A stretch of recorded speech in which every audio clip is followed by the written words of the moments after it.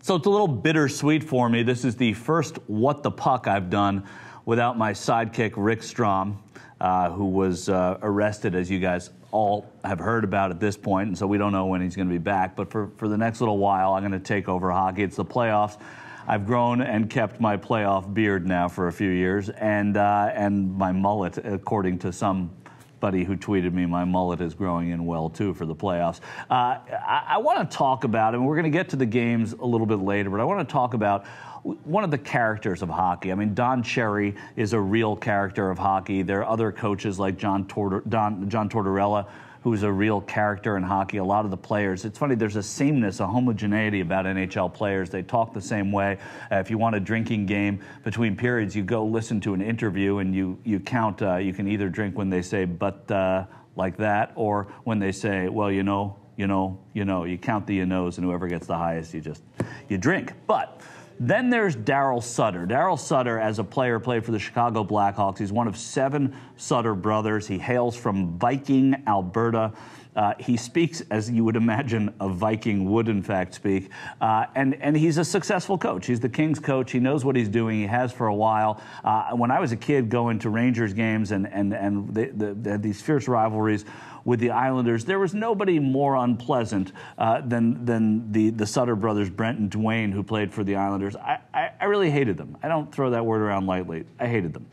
So by association, I made the mistake of hating every Sutter. That's Rich, Ron, Darryl, Brent, Dwayne. They had a brother, Gary, who didn't play, and then there was another Sutter that I'm forgetting now, but I'm sure you'll be happy to chime in with that.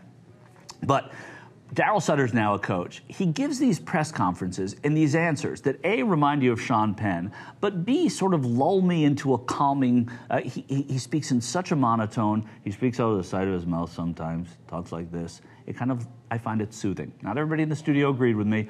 I find it soothing. Let's have a little chat now. Soothing like, you remember Bob Ross, the guy who used to paint the pictures on TV? He was soothing. You turn the lights off, you listen to Bob Ross, you watch him paint a painting, put a little happy bird here, a happy tree here. And let's put in some happy little tree shapes. And I'm just looking for some basic shapes here. Don't want a lot of detail. There's something about that with Darryl Sutter.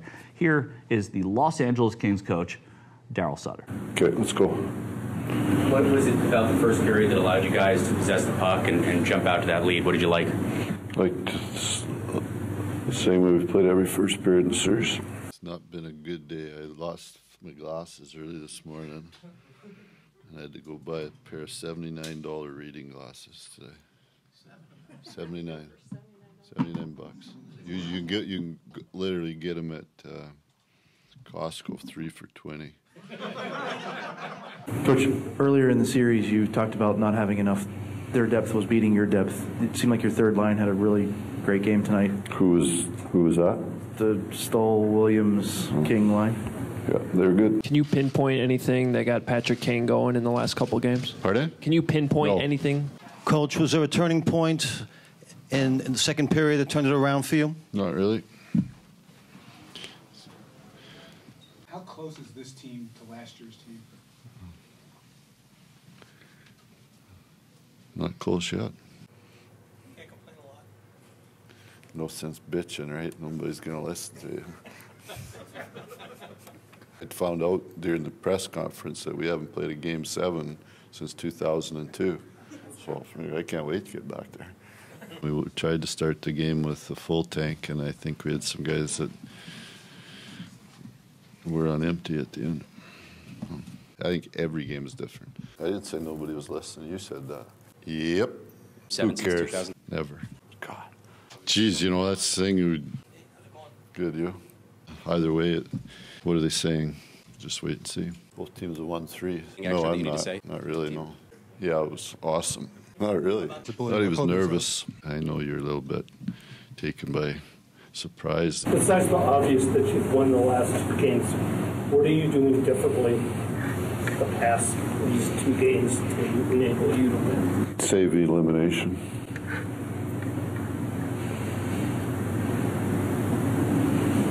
Is that it? Thanks.